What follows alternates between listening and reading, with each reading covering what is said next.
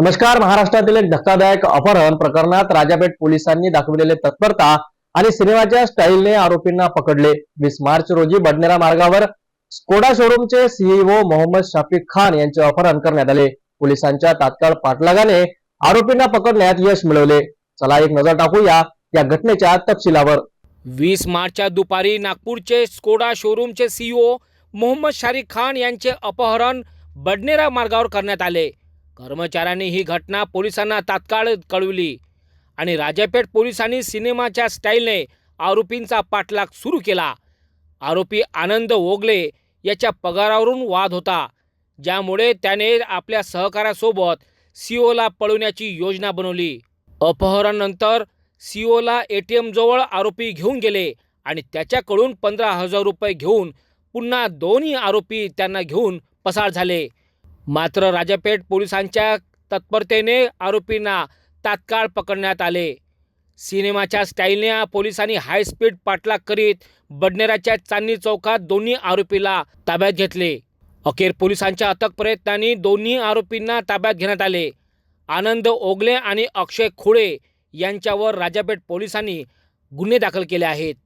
2:30 वाजेच्या दरम्यान police station Rajapeth येथे स्कोडा या शोरूमचे काही कर्मचारी आले आणि त्यांनी सांगितलं की त्यांचे जे सीईओ आहेत मोहम्मद साबिर यांना त्यांचा एक जुना कर्मचारी तिथे काम करणारा एक एक्स एम्प्लॉई याने चाकूच्या नोकावर त्याचे अपहरण करून तो घेऊन गेलेला आहे. त्याचा काहीतरी पैशाचा किंवा राहिलेल्या पगाराचा वाद होता किंवा काही, या कारणाने तो त्यांना चाकूच्या धाकावर तो घेऊन गेल्याची माहिती आम्हाला मिळाली आणि आम्ही ताबडतोब डीबी टीम आणि PSI बखतवार यांना यांच्या शोधासाठी, आरोपींच्या शोधासाठी आणि जे पोलीस त्यांनी धरले होते यांना मोहम्मद शरीफ यांना त्यांना सुखरूप आणण्यासाठी डीबी टीम आणि PSI बखतवार यांना रवाना केले.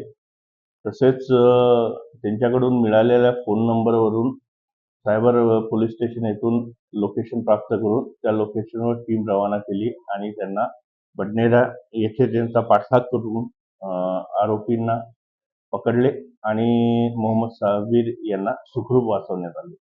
पोलिसांच्या अंगावर गाडी आणण्याचा प्रयत्न केला.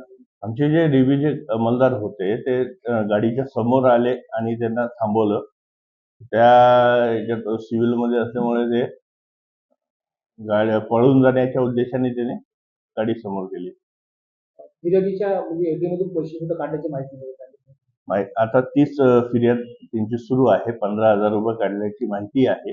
पुढील तपास सुरू आहे. या घटनेत राजापेठ पोलिसांनी दाखवलेली तत्परता आणि कारवाई अत्यंत प्रशंसनीय आहेत. या वादात एक मोठं प्रकरण टळलं आहे. हे नक्कीच महत्वाचं आहे की पोलिसांच्या कार्यशक्तीने आणि साक्षरतेच्या वेळी योग्य कारवाईने नागरिकांना एक मोठा धक्का टळला. यासोबतच आपल्याला एक गोष्ट लक्षात ठेवायला हवी, संकटाच्या वेळी त्वरित पोलिसांची मदत घेणे खूप महत्वाचे असते.